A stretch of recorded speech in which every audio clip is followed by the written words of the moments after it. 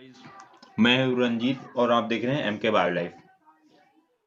तो जैसा कि पहले हम लोग डिस्कस कर चुके हैं बायोमॉलिक्यूल के बारे में और डीएनए के बारे में, बायोमॉलिक्यूल होते क्या हैं, और उसके बाद हमने बायोमॉलिक्यूल्स के कुछ टाइप में जैसे डीएनए को पढ़ाया था। तो डीएनए के आगे के ही एक बेसिक यूनिट जो जीन होता है भाई, जो डीएनए होता है वो क्या होता है, क्रोमोसोम में पैक्ड होता है। तो उसको अगर हम एक धागे नुमा होता है, तो उसको डबल स्टैंडर्ड उसको निकाले तो उसमें डीएनए को और खींच रहे हैं हम, तो जीन निकला है। तो ऐसा कर सकते हैं, हम जीन पे डिस्कस कर रहे हैं आज। तो जीन फर्स्ट ऑफ ऑल देखते हैं जीन की डेफिनेशन क्या होती है, उसके टाइप्स भी पढ़ेंगे और टाइप्स को और भी एक्सप्लेन करेंगे। तो आज हम लोग जीन के बारे में पढ़ेंगे। तो जीन क्या होता है? जीन एक यूनिट ऑफ इनहेरिटेंस है, मतलब एक हेरिडिटी यूनिट कह सकते हैं भाई, जैसा कि मेंडल ने बताया वैसे कह रहे हैं। तो यूनिट ऑफ इनहेरिटेंस है जो एक पीढ़ी से दूसरी पीढ़ी में कैरेक्टर ले जाने का, कोड के फॉर्म में कैरेक्टर ले जाने का काम करती है। ये लोकेटेड कहाँ होता है? क्रोमोसोम पे लोकेटेड होता है। ठीक है। जो जीन क्या करता है, किसी भी कैरेक्टर को कोड करता है न्यूक्लियोटाइड के सीक्वेंस में। इन सिंपल लैंग्वेज हम अगर जो कहें तो जीन क्या है? स्मॉल सेगमेंट ऑफ डीएनए या सीक्वेंस ऑफ न्यूक्लियोटाइड्स। ठीक। तो ये क्या करता है? किसी भी एक्सप्रेशन ऑफ कैरेक्टर को कोड करता है या कंट्रोल करता है। तो उसे हम, इसीलिए हम इसे यूनिट ऑफ इनहेरिटेंस कहे। ठीक है। तो जीन को फर्स्ट टाइम मेंडल ने देखा भाई, विजुलाइज किया उन्होंने कहा कि कोई ऐसा फैक्टर है जो कि किसी एक्सप्रेशन और किसी कैरेक्टर को कंट्रोल करता है, कोड करता है। तो उन्होंने उसको फैक्टर ही नाम दिया। उसके बाद the word gene introduced by Johnson in 1909। तो उन्होंने कहा, उन्होंने आया जॉनसन जो है, उन्होंने इस नाम को दिया और आगे फर्दर इसकी स्टडी की। तो स्मॉल सेगमेंट ऑफ डीएनए, ये स्पेसिफिक सीक्वेंस ऑफ न्यूक्लियोटाइड्स। ठीक है, स्पेसिफिक सीक्वेंस का एटीजीसी, समझ रहे हैं ना? pyrimidine और purine के कुछ ऐसे सीक्वेंस, कुछ ऐसे अरेंजमेंट में होंगे जो एक स्पेसिफिक कैरेक्टर को कोड कर रहे होंगे या कंट्रोल कर रहे होंगे, उनको हम जीन कह देंगे। ठीक है। और या किसी भी स्पेसिफिक कैरेक्टर को कोड करेंगे या किसी भी specific product like specific protein और स्पेसिफिक एंजाइम, कुछ भी, उन्हें हम जीन कहेंगे। ठीक है। तो टाइप्स ऑफ जीन में हम पढ़ लेते हैं। फर्स्ट पढ़ते हैं हाउस कीपिंग जीन। नाम से ही पता चलता है, हाउस कीपिंग, समझ रहे हो ना? तो ऐसे जीन जो एक्टिव इन एवरी ऑर्गेनिज्म और ऑल टाइम, एवरी टाइम, वो जीन जो हर समय या एवरी टाइम एक्टिवेट रहे हैं और एवरी ऑर्गेनिज्म की सेल्स में, cells of multi cellular organism, वो एक ऐसे प्रोडक्ट को, मतलब वहां पे ये निकलता है कि वो एक ऐसे प्रोडक्ट को कोड कर रहे होंगे जो हमारी बॉडी की बेसिक नीड होगा, मतलब एवरी टाइम हमारी बॉडी को चाहिए ही चाहिए। कुछ ऐसे प्रोडक्ट को भाई को कोड कर रहे होंगे जो हमारी बॉडी को चाहिए, तो वो एक्टिव रहेंगे। हम भाई, हमारी बॉडी को हर समय वो प्रोडक्ट चाहिए तो वो एक्टिव रहेंगे every time, all time activate रहेंगे हमारी सेल्स के अंदर या किसी भी ऑर्गेनिज्म की सेल्स के अंदर एक्टिव रहेंगे।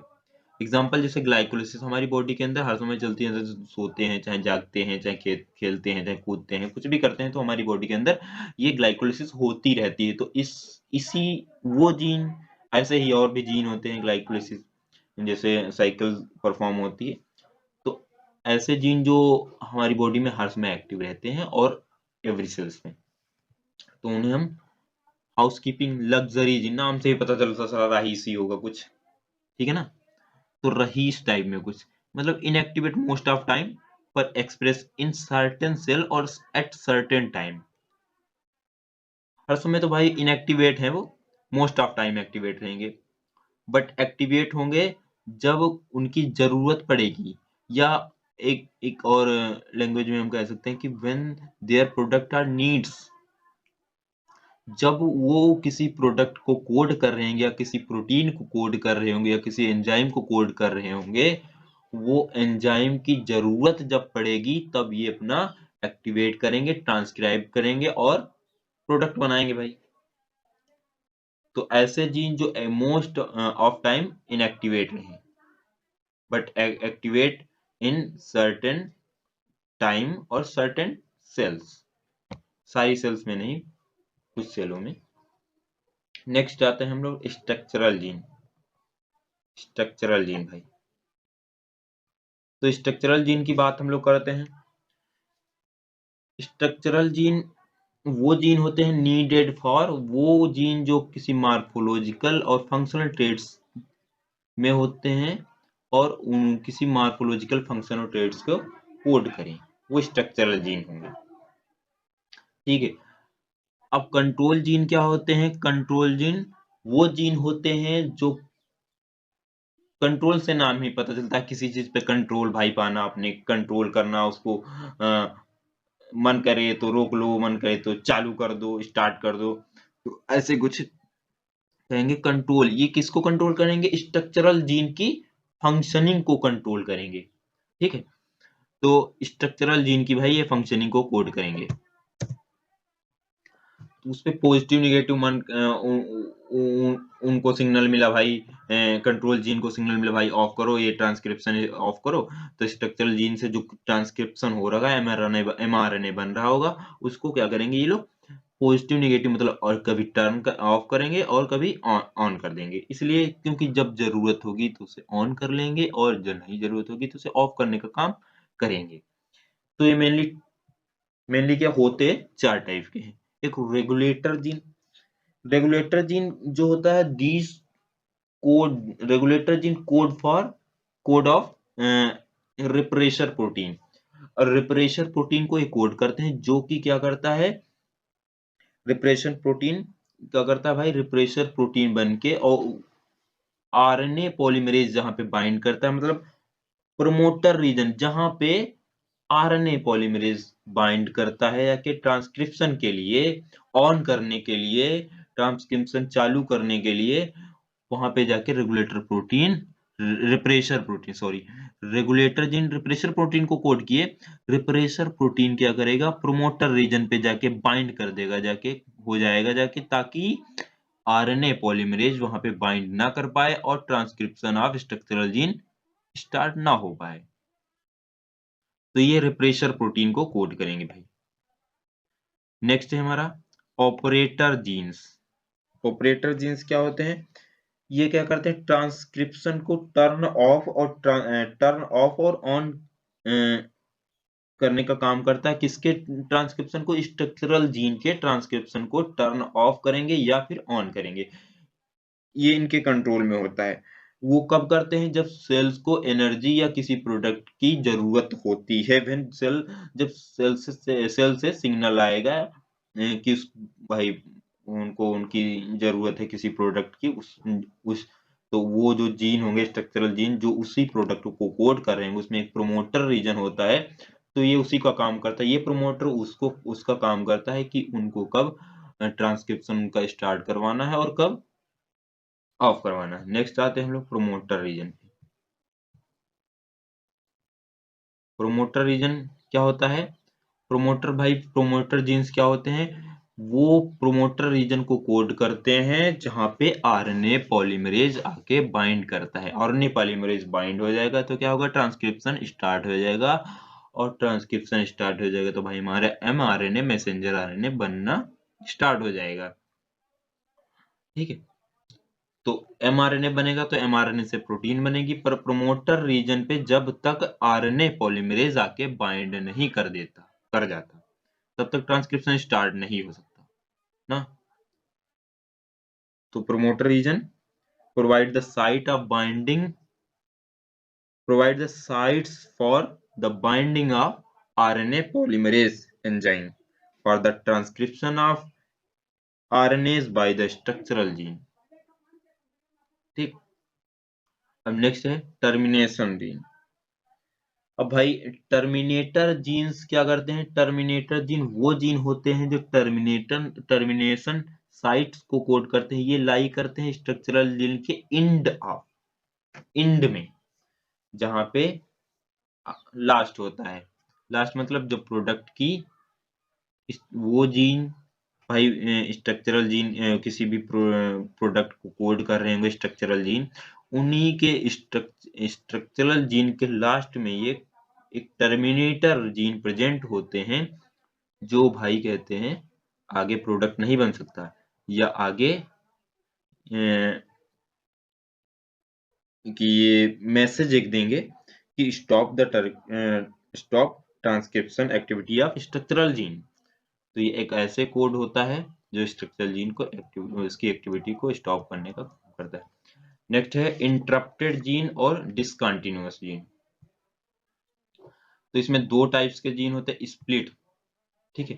फर्स्ट स्प्लिट जीन क्या होता है? स्प्लिट मतलब स्प्लिट फॉर्म में कुछ एक्सॉन होंगे, कुछ इंट्रॉन होंगे भाई, बीच बीच में डिसकंटिन्यूअस फॉर्म में होंगे ना, कि इधर एक्सॉन है फिर इंट्रॉन आए दो तीन जीन्स उसके, और फिर नेक्स्ट क्या होगा? एक्सॉन आए। एक्सॉन क्या होता है भाई? कोडिंग सीक्वेंस होता है, किसी प्रोडक्ट किसी कैरेक्टर को कोड कर रहा हो। इंट्रॉन जो होगा नॉन कोडिंग सीक्वेंस होता है, ठीक है। हमारे जीन दो टाइप्स के होते हैं, एक तो ठीक है, न्यूक्लियोटाइड्स में सीक्वेंस जो होंगे दो रीजन होंगे, एक तो एक्सॉन होगा और दूसरा इंट्रॉन्स होगा। तो इंट्रॉन्स होगा नॉन कोडिंग सीक्वेंस होगा, और एक्सॉन होगा एक्सॉन होगा वो कोडिंग सीक्वेंस होगा। तो स्प्लिट जीन्स होते हैं वो, जिसे कुछ एक्सॉन रीजन है और कुछ इंट्रॉन रीजन है। Intron non coding sequence. Next intron क्या है? नॉन कोडिंग सीक्वेंस है। तो इसमें क्या करते हैं भाई? आरएनए स्प्लाइसिंग द्वारा इंट्रॉन्स को रिमूव कर एक्सॉन बचा लेते हैं। एक्सॉन क्यों? एक्सॉन भाई हमारा कोडिंग सीक्वेंस किसी प्रोडक्ट को कोड कर रहा होगा हमारी बॉडी के अंदर। तो ऐसे अल्टरनेटिव, ये हाइपोथेसिस भाई, अल्टरनेटिव जीन्स वो होते हैं जिसे इसे किसी एक्सॉन और भाई इंट्रॉन प्रेजेंट ही हमारी है, ठीक है।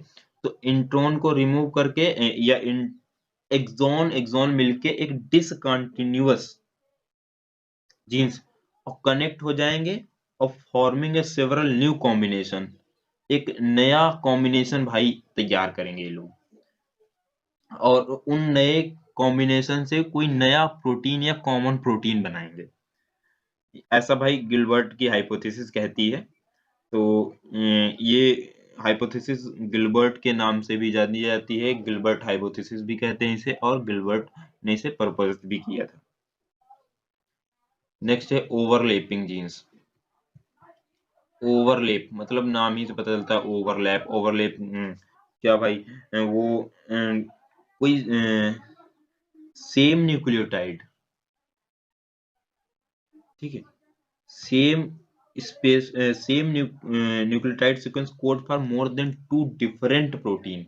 मतलब एक ही जैसे न्यूक्लियोटाइड्स स्ट्रक्चरल जीन्स, वो जीन जो कोड करें 2 या more different types of protein, मतलब एक जैसी नहीं, अलग अलग टाइप की प्रोटीन को कोड कर रहे हो वो जीन, और दो अलग अलग टाइप के नॉन होमोलोगस प्रोटीन या नॉन होमोलोगस एमआरएनए बना रहे हो, तो उन्हें ओवरलैपिंग जीन कहेंगे। ट्रांसपोशन जीन, तो वो जीन जिसे इनको also called is jumping gene, जो एक पोजीशन दूसरी पोजीशन अनदर पोजीशन पे जंप कर जाएं किसी सेल के अंदर, तो उन्हें ट्रांसपोर्शन जीन कहते हैं। स्मार्ट जीन, ये आर्टिफिशियली कंस्ट्रक्टेड जीन होते हैं जो किसी भी स्पेसिफिक कैरेक्टर और किसी स्पेसिफिक फंक्शनल प्रोटीन और एंजाइम के लिए कंपोज किए जाते हैं, यो कंडीशनल एक्सप्रेशन के लिए।